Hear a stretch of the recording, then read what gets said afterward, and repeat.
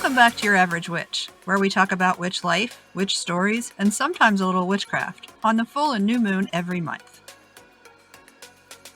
In this episode, we meet Pam, creator of the Tarotorial Deck.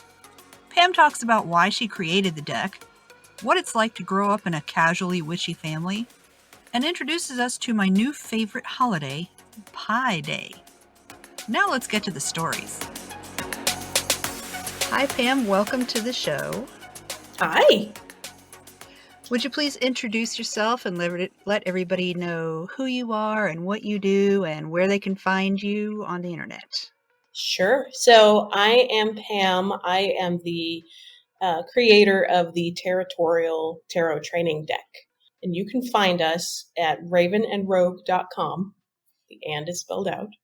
And then we are also Raven and Rogue on all socials. So we're on like Instagram and TikTok. We have so many followers on TikTok, and I still don't understand that because I don't know how to dance. It's fun. The one place we are not, though, is Etsy anymore because I don't like Etsy and I think they suck.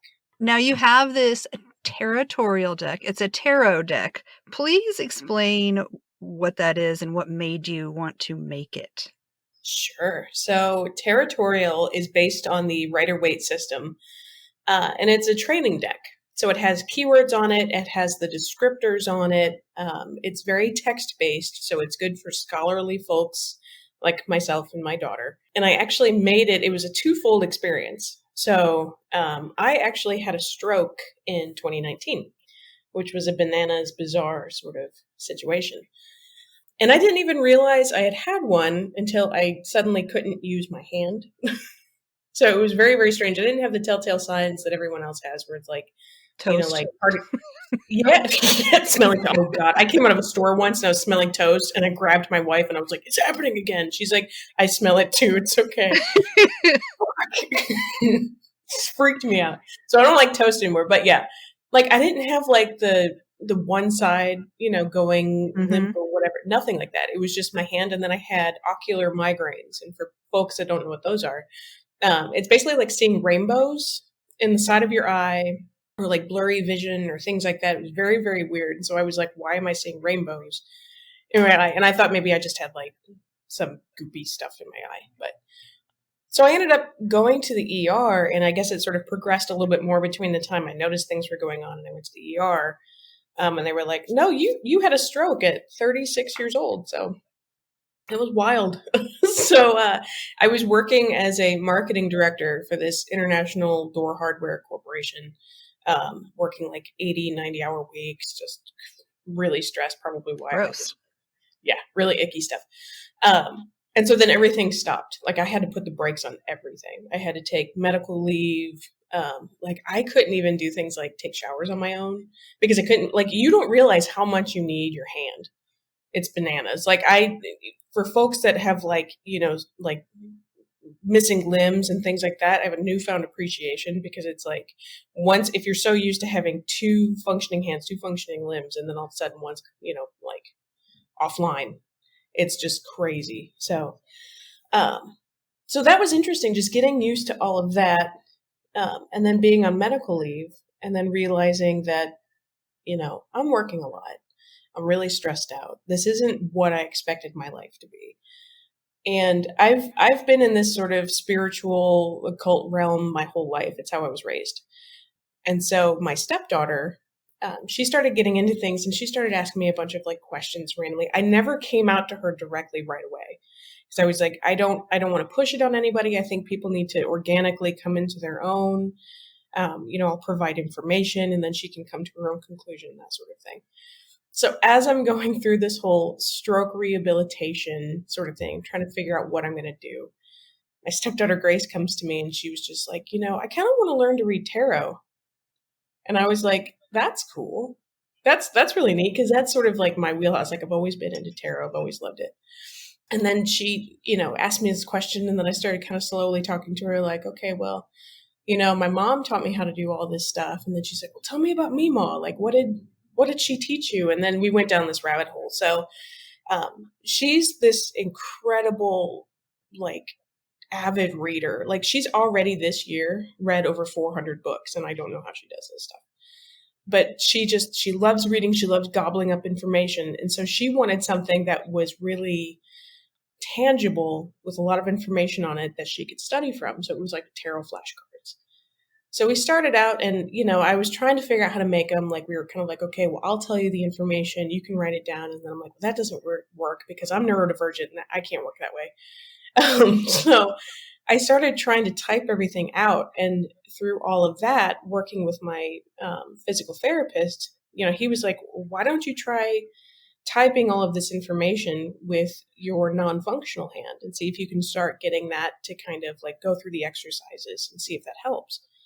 So it was 3 months of me working with my stepdaughter Grace, figuring out these flashcards for her, but then also slowly typing. And the whole act of creating the deck was therapeutic because it was not only creating something really nourishing for her, but it also gave me an opportunity to make something that helped me rehabilitate my hand. So after 3 months of working, I started getting more functionality in my hand, started working on like the artwork and things like that, and came out the other end with this really cool deck. And so I first printed it at home just on cardstock and things like that. It was like flashcards. But then she was like, you should publish this. This is really cool. Well, I'm like, I don't know. I'm a nerd. Like, I don't need any more things to do. I mean, because as soon as I'm done with medical leave, I'm like, I'm going to be swamped. And then, my wife was like, well, what if this became your job? Like, what if you didn't have to keep doing all of that? And I'm like, I don't know if that could really even happen. So then we started, researching the whole, like, well, how would we self-publish? What would we do? And then figuring out printers. And oh my gosh, it's so hard to find stateside tarot deck printers, and discovering all of these intricate details with that, and just self-publication and how to make, a tarot deck box and all that stuff. So started working with small printers, and then realizing with my graphic design knowledge that I kind of knew how to do a lot of this stuff. And then like, well, maybe I can rent the equipment. So I rented this giant printing press. It was nuts. Had it in my basement and just did production on the first year or so of publications of a Tarotorial. So, I mean, we were printing the boxes. We were cutting the cards. We were, rounding the edges. And oh my God, how many rounded corner edges I've had kick me in the eye. And things like that drives me bananas.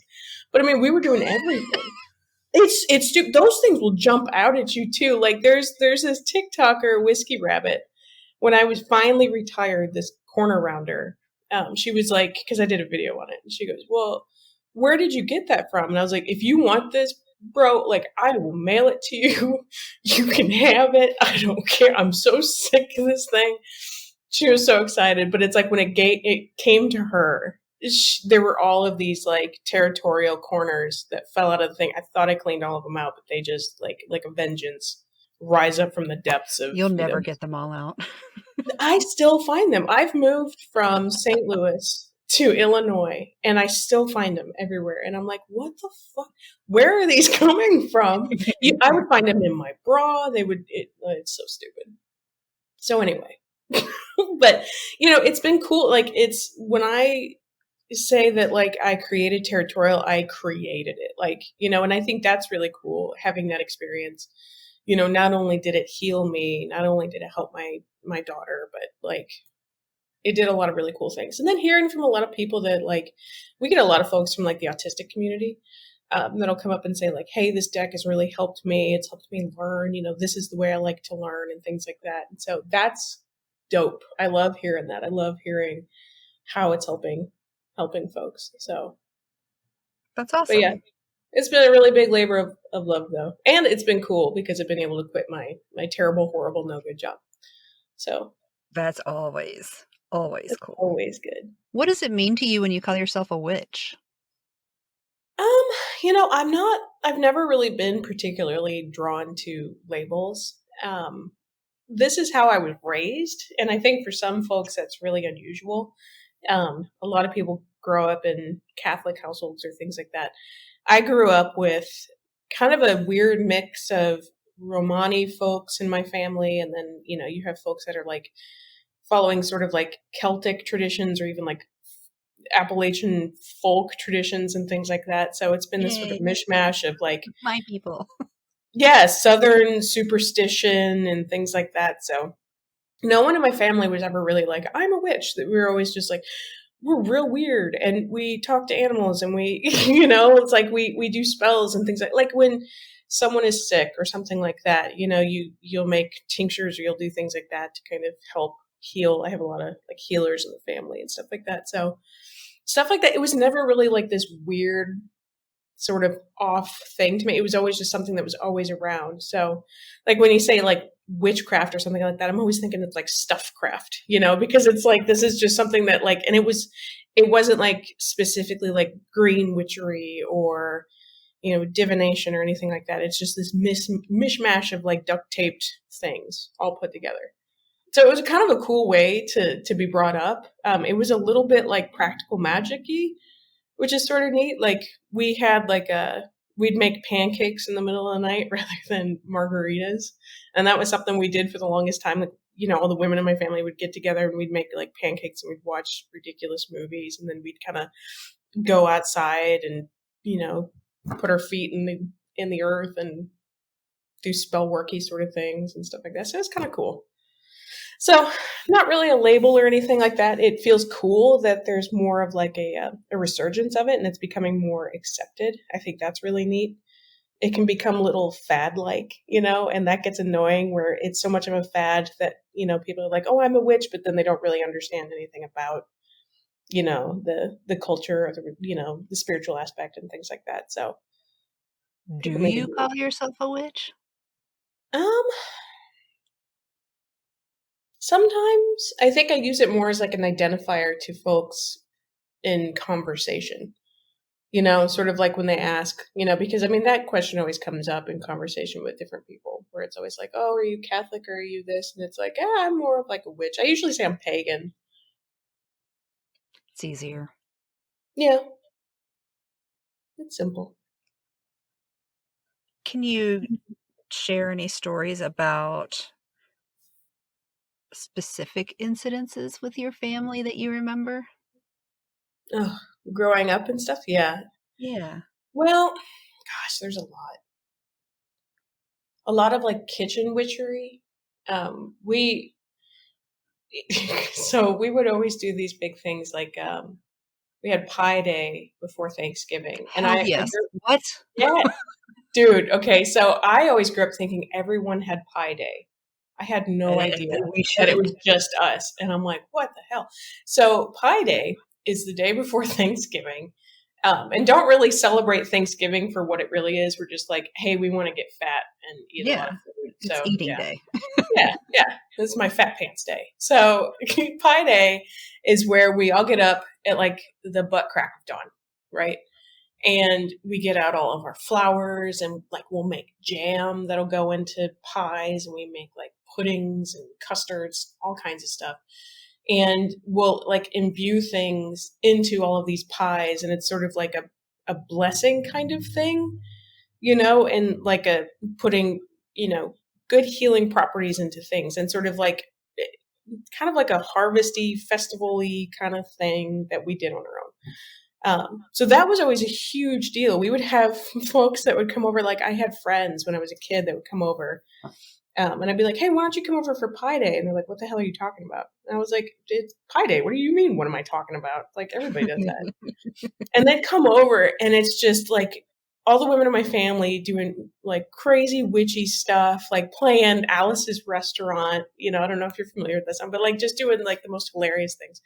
And it's almost like this comical, like Lucille Ball conveyor belty chocolate factory thing mixed with witchcraft. And it's hilarious. It's awesome. That Like sounds I like need to so get a much. film of it. Yeah. I love that so much. Yeah. I It want was so that in my awesome. Like life. my mom, when she was alive, she always did all of these really, really cool traditions. A lot of them involved, things in the kitchen or even like gardening and stuff like that. Like she would talk to her plants. She had special plants for luck. She had special plants for healing. Like if you got a new apartment or something, mom would get you a plant. And she's like, you have to make sure that this plant is like right here. that it serves this purpose, and you always knew all that. So it was a really cool way to be brought up, and it's so funny now because I'm like, why I didn't realize that nobody else had that. So I feel really fortunate, really lucky, but I'm like, damn, that sucks, that. Yeah, for all of us. Yeah, I'm like, that sucks. I need to kind of keep carrying that on. So everybody needs to do Pie Day. It's the day before Thanksgiving, even if you realize that Thanksgiving is a sham. Do Pie Day because it's awesome. Make your own pies. And she made really good pies. If you're that wound up about Thanksgiving, do it on March 14th. Yeah. Pie Day can be any day. Pie's good. Pie should be every day. is an important thing for people, and then you get to wear fat pants. And the world is a giant hellscape right now, so why not eat pie? That's what I think. I 100% agree with everything about pie. It's better than cake too. Pie's good. I think I'm going to draw a line in the sand with some people though. They're going to be. I'm torn. I don't know because I just love baked goods, so I'm not going to disagree. I love baked anything. I don't know. And that's a hard thing. So I had my mom that was a kitchen witch, but then my younger sister is a pastry chef. She went to culinary school, and that was awesome because I got to eat her homework, and it was dope. Hell yes. Yeah, she made like croissants, and she'd be like, "I'm going to try making croissants again," and I'm like, "You're my best friend. I will come over every day." One of her finals, it was hilarious. One of her finals was like this, like 4-course meal or something like that, and she had to invite certain people. And I was like, if I'm not on that list, I'm going to disown your ass. Come on. So I of course got a seat, so it was awesome. But it was so good. Like she had to plan out like the wait staff and all. I'm like, that's cool, man. No, so I don't want that. I just want to eat. Well, yeah, I didn't have to do any of that. I just came in and ate stuff. She made this really good, like, what was it? Like a corn chowder. I never even really liked corn before, but it was good. Do you have any daily practices that you'll share with us?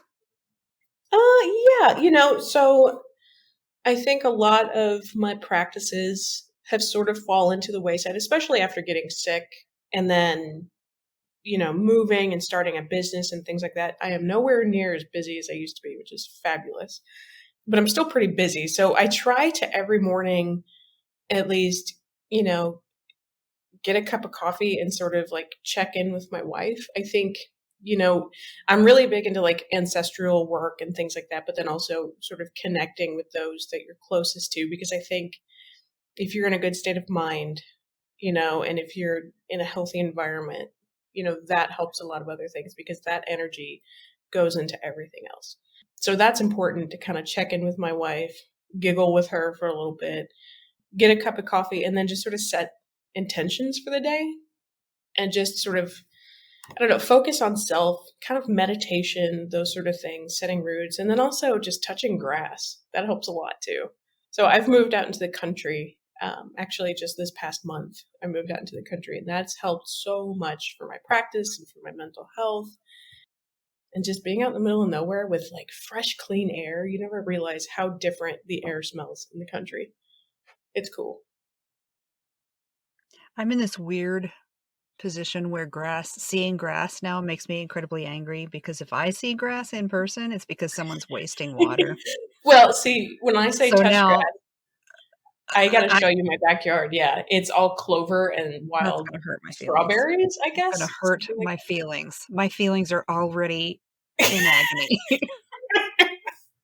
No, I mean, like I'm not a grass watery kind of lawn care.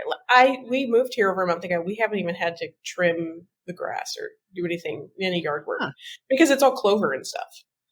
So it's just sort of this squishy thing that's there. It's awesome. I go out and I touch the mesquite. There you go. That's a good thing. Now you grew up with what we're going to call witchcraft around you. Do you think it's changed your life? Or is it just your life? I think it has. I think it's been a really positive experience because there's this weird dynamic in my family. My mom's side of the family, And if my dad's side of the family hears this, there's no hate, but my mom's side of the family is the cool side. So they're all bikers from the South, Southern. They're just the coolest, sweetest people. My favorite people on the planet. And so those are the ones that are into spirituality, witchcraft, superstition, folk magic. My dad's side of the family is Romani, and that's the thing. I always wished that I could connect to like the Romani spiritual side, but over there they're all very Catholic. They're all Hmm. like, yes, very staunchy Catholic, and so it's this weird dynamic, like connecting to my Romani roots and trying to connect to that part of it, but not having, someone there is like an elder in my own family that can help with that. So I think that's made it kind of hard, you know, from that perspective of like changing my life. I wish that I had that. But my grandmother on my dad's side made us go, like, she really influenced my dad to put us into Catholic school. And that God. lasted for a very short amount of time because I essentially got like kicked out. Good. I was like, I hope you scared the shit out of them. Well, like, okay, I was a weird kid. Like, I was the kind of kid that got along with everybody, but I was a weirdo. Like, I'd wear all black. Like I had a big like leather trench coat, and like I looked like, the dude from The Crow, basically.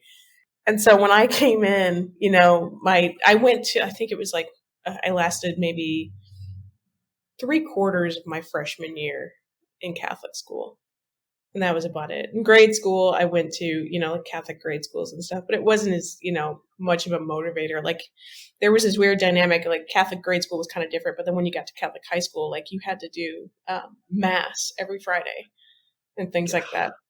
Yeah, it was weird. Like, it was kind of cool seeing like their side of it because we didn't really go to church, but then suddenly being thrown into this, and I'm like, what is going on? There's no Pi Day. You guys are talking to this dude on this thing, and he's bleeding out, and like everybody's sad. And then And you're there's like, eating they had, it. like, the stations of the cross and shit around the room, and I'm like, what in the world is going on? So I had to learn about all this stuff while having this spiritual background, and it was just this hilarious sort of dynamic, and I was constantly getting in trouble because I mean they had like the science classes were really weird, and they didn't want to talk about like Was it science with evolution. finger quotes? Yeah, I mean, it was like the creationism stuff, and I remember I would just kind of like that in the middle of class, and I got in trouble. And I know we I had know this that one, life. yeah, well, it was like an Irish Catholic high school, which has since closed. So, but they would like throw fucking erasers at people. It was rude. So I looked like Pigpen for like 8 months. I had like all this chalk dust and shit around me. And for someone that wears black all the time, I come out of it looking like I went to the Downward Spiral concert or something, like Nine Inch Nail stuff, putting cornstarch on myself. So it was ridiculous. So I don't know, that aspect kind of sucked, like having that whole dynamic to where it's like you're trying to be like they're trying to do the whole square peg, square hole thing, and you're not fitting into that. So that made it sort of a challenge, like especially when some people would find out that you're, spiritual or pagan or something like that, and then they treat you differently, like you're insane or like there's something wrong with you. And so I like that now that that stigma is going away, like it's becoming more Yeah. mainstream. People are understanding, and so I think it's going to make it. I hope it's going to make it a lot easier for some kids growing up. Because for a while there, it was not so fun. What would you say is your biggest motivator in witchcraft? Probably family. Again, with all of the ancestral magic, the ancestral work. It's funny. My wife, she always makes fun of me when I say that. She's like, "It sounds like you're saying ancestral, so you really have to enunciate." And I'm like, "Leave me alone. I'm from the Midwest. We talk weird." So if you guys think it's ancestral, is what I'm saying, family stuff. But kind of connecting to that because I had a lot of really cool teachers in my family. My mom, my grandma. I mean, my mom was the biggest part of it all. And when she passed away in 2018, there was this whole period where I'm like, what am I going to do? Like, everything's just like, I don't even know what to do with myself. Like, who do I call if I have a problem? So that affected my practice quite a bit, but she was a huge motivator in that. Do you feel like you have ever have to deal with imposter syndrome? And if so, how do you cope with that? Ugh. Yeah, that's the worst. It's every day, all day, basically. Especially when Tarotorial really started taking off. And when, we started getting like all of these TikTok followers and all of this other stuff, like I get messages from people that are like, I love you. You're a huge motivation to me, and I'm like, you realize I'm just this like old lady in the Midwest, right? Like I'm this like 39-year-old nerd. It's just, so I'm constantly just feeling unworthy, and I don't know. I feel like it's a huge, huge responsibility whenever you put yourself in a position to teach or to, inform folks of things that are going on. So I put a ton of pressure on myself to really do a ton of research and really dot my I's and cross my T's and things like that. So that can be hard. I haven't really found a way to get around the imposter syndrome thing. I feel like as someone that deals with anxiety and depression too, that can be really tough. So it kind of goes to like a mental health thing of like, how do you cope with that? Like, how do you, this whole thing has been a thing that's come up a lot in like sessions with my therapist and things like that of like, especially because my wife is transgender and that's been a topic that's in the TikTok account. And we get so many people that are like, hey, my partner is transitioning. Like, what do I do?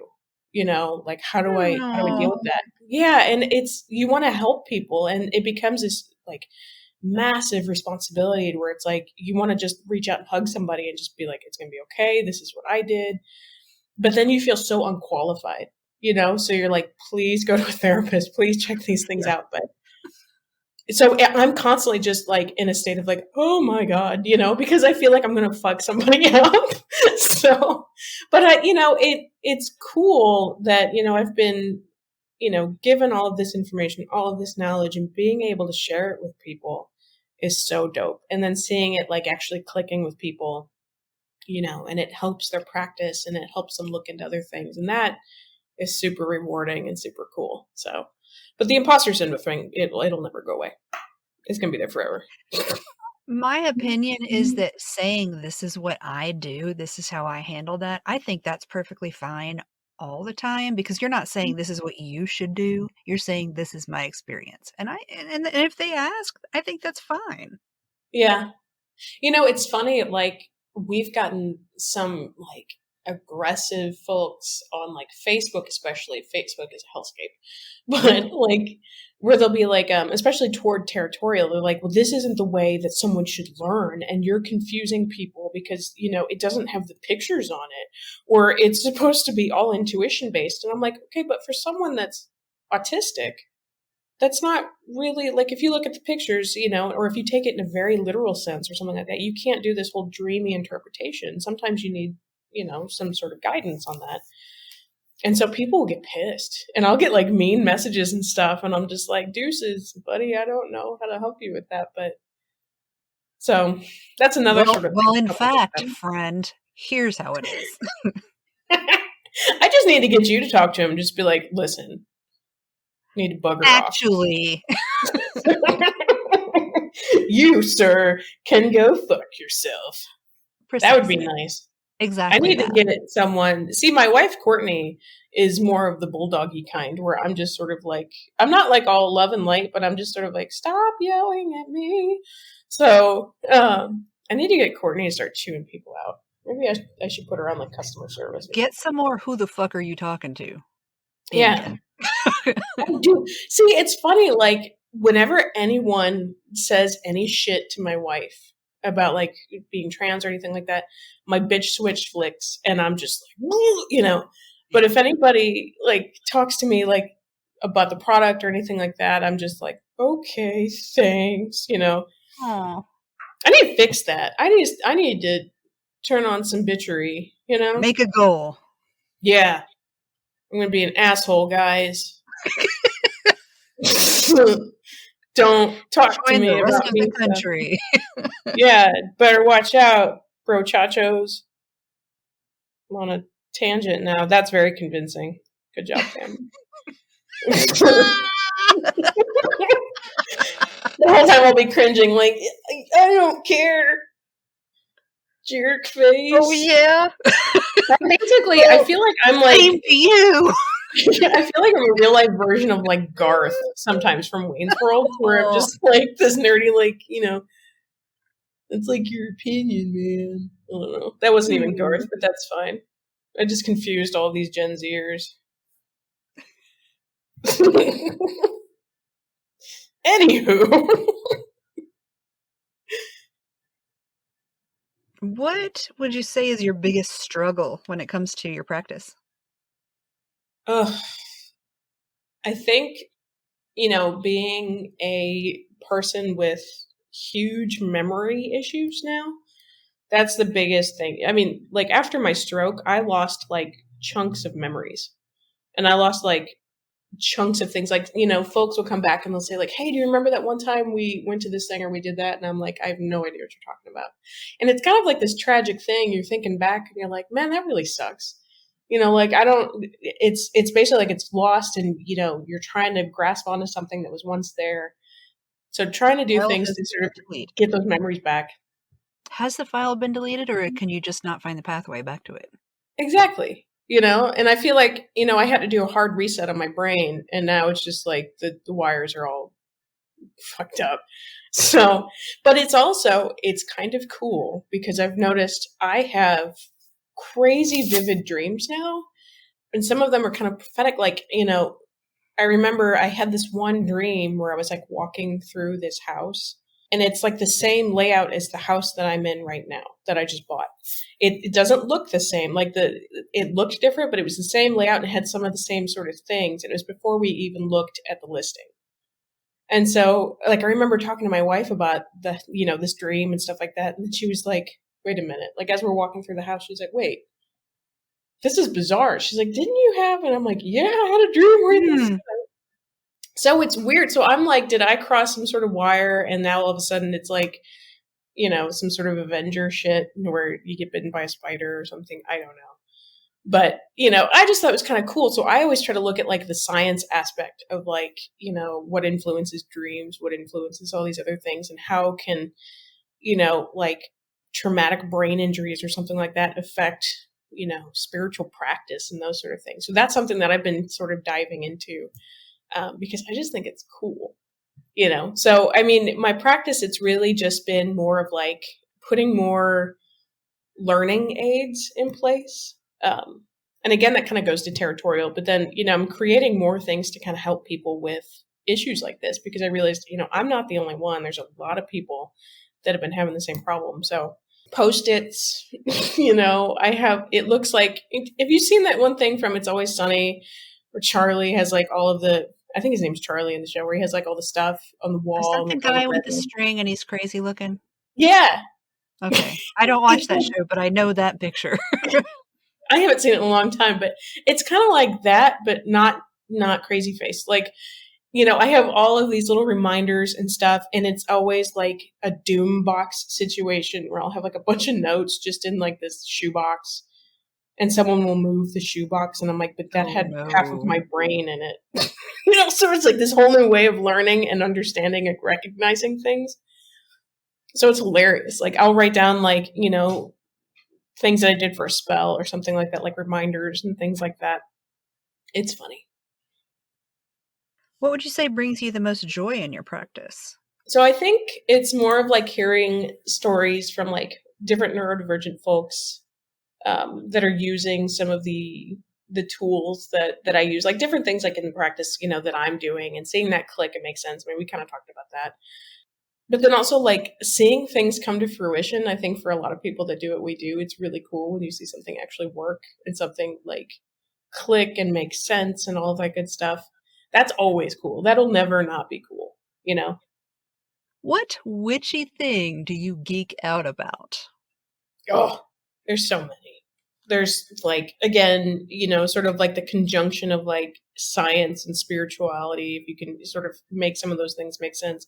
I get really into like ghost hunting stuff now. Like 99% of it's bullshit, but it's really fun and it's really cool. And there's like the St. Louis Paranormal Society that, a good friend of mine is part of. And so she owns like a St. Louis haunted mansion, and they do like ghost tours. Yeah. There's another friend of a friend that owns the Exorcist house. in St. Louis, like Nope. the actual. Yeah, they do dope Halloween parties. I'm gonna say it's fun. Would not be attending that. It's not scary. It really You know isn't. what? My mother let me watch that when I was like 7, and I was scarred. So, no. It was on TV one night, and for some reason, sure, do whatever you want, kids. And now I'm afraid of certain things. Oh no, poor baby Kim. That's terrible. It's dumb. That's Same not for fun. the one with the house. What's the house one? It's got house in the name. The House on Haunted Hill, maybe, or No, there the was something about a basement Amityville filled with horror. blood. Amityville. Yeah, that was a And real I place know too. I'm not the only child who thought, wait, where's the dog when y'all are hauling ass out of the house? I know I'm not. You gotta save the dog. They You did, know, but you and know I what? get really into Don't like leave it horror. behind in a house filling with blood. You know, I get into like horror movies. Horror. That's another one of those words I need to enunciate better. Horror. Damn Midwestern accent. I just Anyway, say HAHR, horror. horror. Horror, Horror. Just horror horror. movies. There's no Yeah, that second sounds. syllable. There's no second syllable, just horror. That's very yeehaw. Horror. I'm gonna go on a tangent about there. Never mind. So no, my older sister went to film school and she did all kinds of like hilarious movies and stuff like that. And so we did a lot of fun B movies and stuff. So Hmm. that's kind of fun. You could do like a witchy horror movie. That would be Horror. something fun to Just geek say out horror. about. It's a horror Horror, movie. horror movie. One of those. But then, oh, going back to your actual question that you asked me, because I again went on this little stroll of a tangent. I think folklore is really cool too. You know, there's a lot of people that like. There's this one person on TikTok, which I spend too much time on TikTok, and I'm talking about it too much. But she has like some sort of like degree in folklore, which I didn't even know was a Is she the one thing. who was like, here's my degree and blah, blah, blah, and then she goes on her Yeah, thing? I love that. That makes me laugh she's so hard awesome. every time.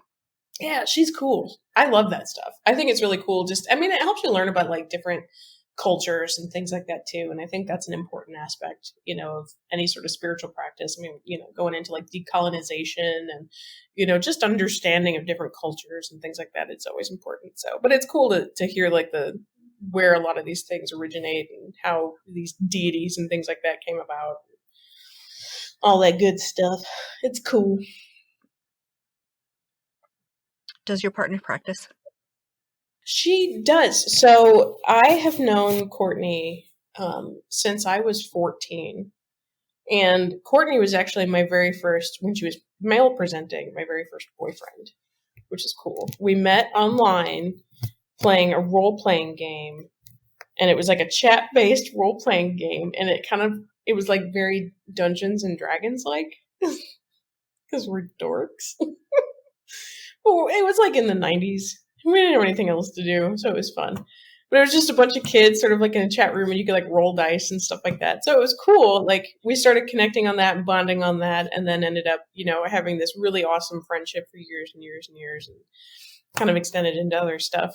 So it's been cool, like, you know, kind of seeing like again like the folklore part of like magic and you know sort of the fun gaming aspect of it and then you start talking about like you know hey this is really cool or I really like you know the Celtic part of this character and oh well yeah I actually practice this and this. So she and I have both been practicing pretty much our whole lives. Like she wasn't raised in it the same way that I was. It was something that she sort of stumbled upon and developed on her own. But a lot of her practice lately, you know, since she started transitioning about 2 years ago, has been more like glamour magic and things like that, and sort of things to help with her dysphoria and stuff like that. And I think that's Hmm. really cool for someone that's transgender to find tools like that to help them, you know, with any sort of um, things like that to make them, you know, more confident and all of that. So it's been a cool journey for her too, and seeing her practice sort of shift to other areas like that. It's been really neat. That's cool. Yeah. If you could only recommend one book to a new witch, what would it be and why? Okay, so For this question, I couldn't do just one. This one How was dare the one you. where I was like, how dare you? Because there's so many good books. And I think the cool thing is there's a lot of really cool creators now that are way more inclusive and way more interested in like research and things like that and finding out like, factual data and factual information rather than just, the Wicca, you got to follow the law of three and all this other stuff, which if you do, that's cool. But, it's not the way it always has to be. So there's a lot of different authors that I like. Matt Auryn. Is that how you say Matt's last name? Auryn? Auryn? That's how I say it. I don't That's know how how I he say says it. it. That's how I say it. And I said it once, and someone kind of cocked their head, and they were like, "Is that how you say his name?" And I was like, "I don't know. Is it?" So I'm How always would like, they "I have say a it? Western accent. Don't tell me." It's I don't know. following American grammar and pronunciation rules. That's how I would pronounce it. That is how it's said, Matt. If that's not how you say your name, it is now, please. Come on the show So and tell me how to say your name. yeah, there we go. But Matt's book. There's Psychic Witch, and then I think he has another one coming out later this year. I think in September. He's cool. I love him. He's great. So I think anything from him, is really awesome. I also really like Of Blood and Bones. He did, I think, a foreword on that one. So that's more aligned with like some of the kinds of magic that I do, or magic working, or whatever you want to call it, or spell work, or whatever. It's kind of looked more in like the baneful side of things, and I think a lot of folks aren't as, I guess, not as exposed to it and understanding what it really is and things like that. So that's a cool book if you're into that. I'm also going to say A High Magic by Damien Eccles, just because Damien Eccles is cool, and everything that he went through and stuff like that. Mm-hmm. And then figuring out his spiritual practice and what got him through, it's like, 20 years on death row is bananas. But then also, I'm going to say another one. Oops, my dog is barking. Hopefully you can't hear Goose. I He's a big very much can, but just wait for him to stop and then go. So, okay. Goose, my dog, the reason that he keeps barking, we moved into this new house, which is on the main road, which is hilarious because there's not that much traffic. So, but whenever cars come by, it seems to hit the windows just right to where it creates a prismatic effect. And so there's all these light sparkles everywhere. And so it's almost like in his head, he's like, ghosts, so he just starts barking at everything. And he'll run around the room just kind of barking at the walls. And we're like, you're dumb. So that's why he'll just randomly bark. So hopefully he doesn't do like what else was I going to say? Oh, so I think also getting some sort of books related to, especially if you work with like herbs or plants, some identification books that are more botanical based rather than like spiritual based, that have like the scientific names and all that stuff. Because it's very important, I think, for some people to understand how these plants can affect you. Like they'll kill you. It's not just for just because it's natural abortions. You might die. Yeah, because it's like, hey, anthrax is also natural, but that doesn't mean cyanide is also natural. Yeah, so it's like you got to be real careful, guys. So for that, I actually recommend you go to your local library and ask them for local foraging books. Exactly. I think that's a very good idea. That's the best. What are your thoughts on familiars? I've been a person that's always had an easy time hanging out with animals. Like I'm the person that goes to a party and hangs out with like the house dog and stuff. I'll be in the corner just like, hey, there's a dog here, man. Yep. I'm that guy. So I don't know. I haven't really had like a specific like familiar or anything like that, but I've always had like really cool connections with animals. Like, I had a friend that was like, hey, my cat hates people or whatever, but then they look over and I'm sitting there petting them and like having them on their back. No one's ever been able to do that before. Exactly. Yeah. And I find a lot of other people that are into the same things that we are, it's the same way. So, I don't know. I mean, never really had like a familiar, never used like, because I have black cats and a lot of folks will use like black cat hair at the practices. And I'm like, I don't want to do that. So I haven't done anything like that and included them in things, but they most certainly have like climbed on my altar and eaten offerings that are from my Great. ancestors and stuff, little shit. Which is fine because a lot of these offerings like are for my mom and things like that, and it's her cat that'll jump up. So I'm like, okay, That's fair. yeah. I did rename her cat though. Oh. So because when she passed away, I ended up taking her cat to make sure everything was cool there, and she named her cat Sammy. But Sammy makes haunted noises, and so Sammy is now called Glenn Danzig because she sounds like Glenn Danzig when she meows and stuff. So sorry, Mom. It's a more appropriate name. Who would you say are the 3 biggest influences on your practice? Definitely family. We talked about that. My mom, which everybody called Meemaw or Annie. She was cool. She just like every aspect, like never got mad about anything. Was always teaching me. Super awesome there.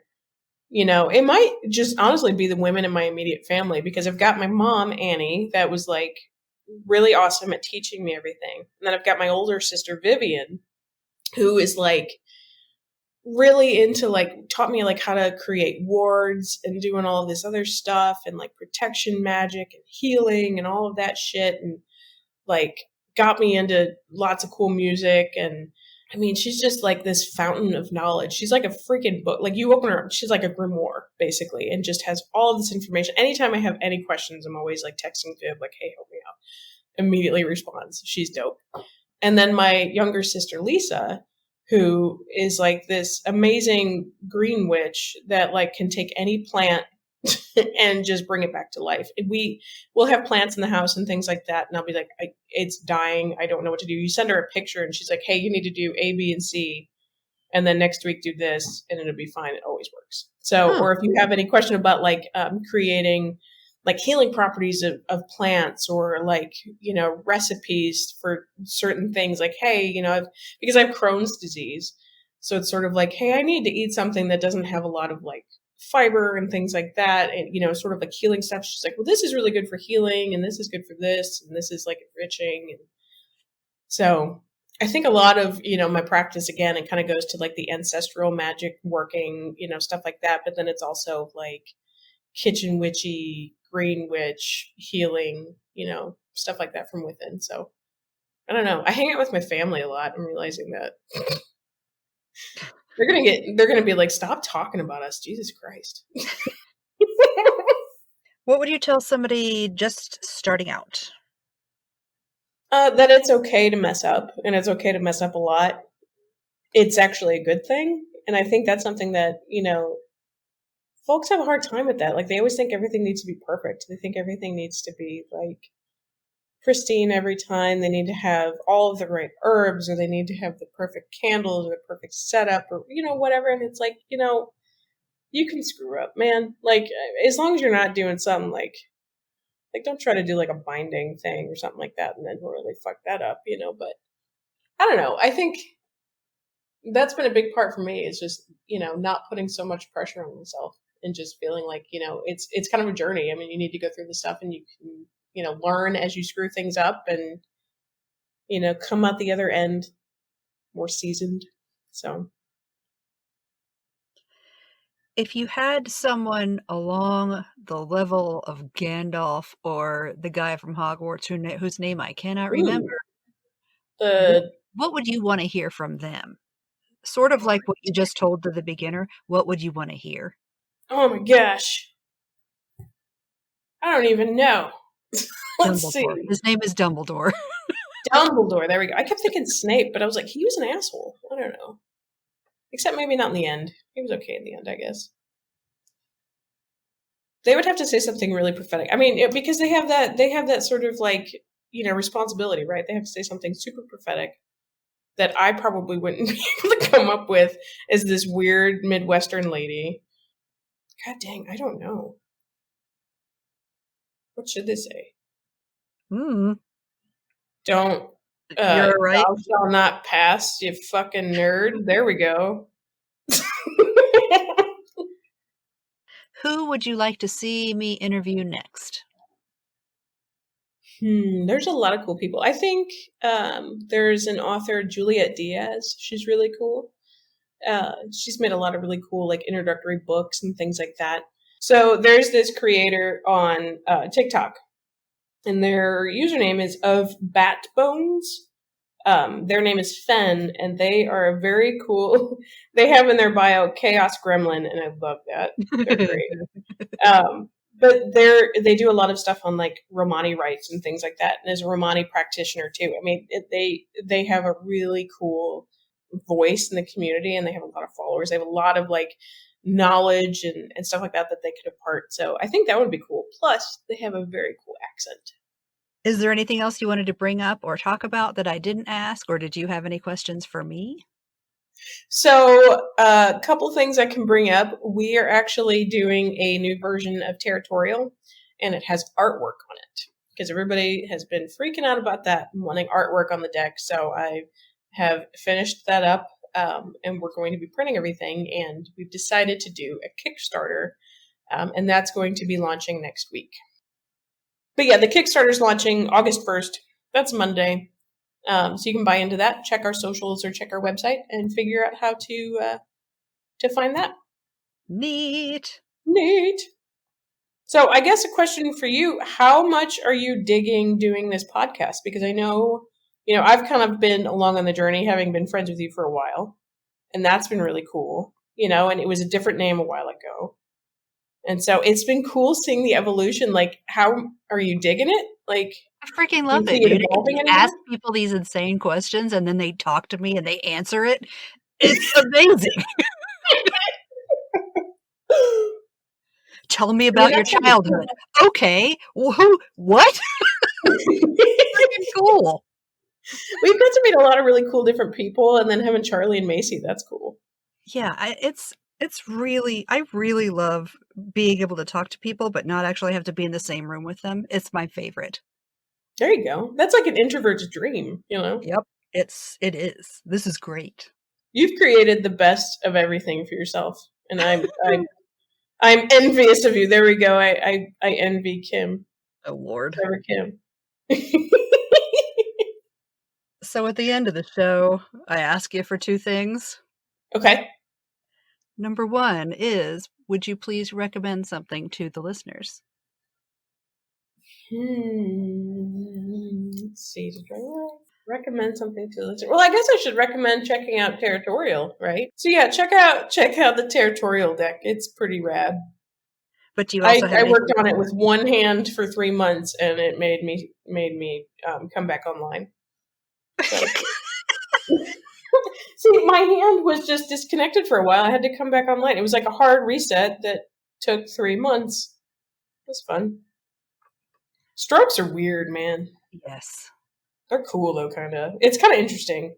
I have a lot of really long conversations with my neurologist about fun things like that. So, is there anything else you want to recommend? Snacks?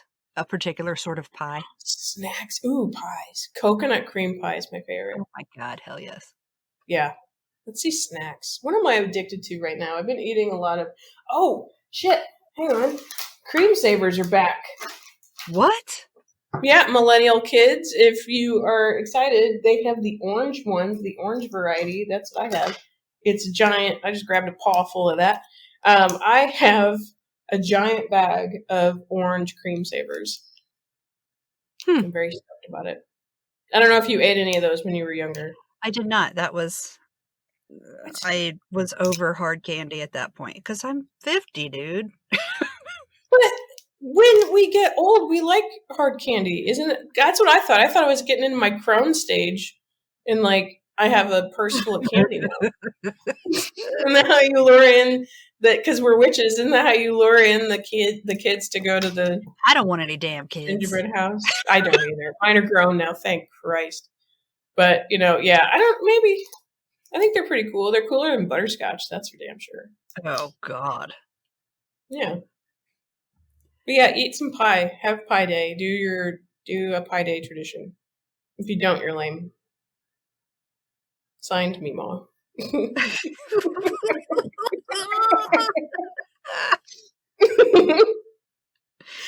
The second thing that I ask of you is to tell me a story that you love to tell. Oh my God. We could go on for a long time. So most of oh, Jesus. Most of my stories revolve around my notorious clumsiness. And it's like legendary, the clumsiness that I have. So when I was in high school and I was going to take, I think it was either the ACT or the SAT test, and I was going with one of my good friends, Andy. And like we had to go to a different school. It was actually our rival high school. This was like after Catholic school. I went to Lafayette Senior High in St. Louis. It's awesome. Everybody in St. Louis always does this like, where'd you go to high school question. I don't know why. I think it's like some sort of classist bullshit. But anyway, you got to do that question anyway. But so it was a rival high school. We were pissed off about that anyway. And then because we did like sports and stuff like that. And so I didn't know the layout of the school because I had only seen like the gym or like, you know, the football field and stuff like that. So we were like walking through like, you know, the innards of, you know, Marquette. And so they gave us all these instructions. Like they started splitting people up according to the first initial of their last name. And so my friend Andy and I, his started with a U. So of course, Andy, see you later, never again. And my last name, my maiden name, starts with a B. So I was at the front of the thing. And I didn't realize that Andy still had a piece of paper that I needed that had like all of my check-in information or whatever. This is like pre-internet basically, or like at the time of the internet, the birth of the internet. So we didn't have all of these cool things that you guys have now. So I panicked and I'm like, I'm not going to be able to take the test. They're not going to let me do this because I'm an idiot and Andy has my sheet. And then I go back, I'm backtracking with my poor directional skills, backtracked the wrong way, trying to figure out where I was supposed to go and trying to find Andy. I go through these double doors and I didn't realize that they go outside. Oh no. And they close and lock behind me. Oh no. So then I'm like, well, shit. So I go to walk around the school. The way that this evil, horrible school is built, it's like on a cliff. So it's like they have like this like rock quarry kind of bullshit that's like right up against the school. I think it's for like irrigation or some dumb whatever stuff like that. But it's not good for students that get lost. So there's like a cliff that has a bunch of rocks and like death and blah, blah, blah that way. And then this tiny little path of grass between the death cliff and the school. And so I'm like, I bet I can shimmy myself through that, you know, and get to the parking lot. So I start kind of walking and shimmying and stuff like that. Well, when I first started doing it, before I hit this turn, it was just brick wall. It was fine. Then I turn and I go to the other part that I had to cross, and it's all glass windows, but they're not the kind of windows that open. They were just like solid pane glass. It was bullshit. No. So I'm walking through and I'm just slowly walking across, and I see all of these people, and I see Andy. I lock eyes with him, and he's like, "What the fuck are you doing?"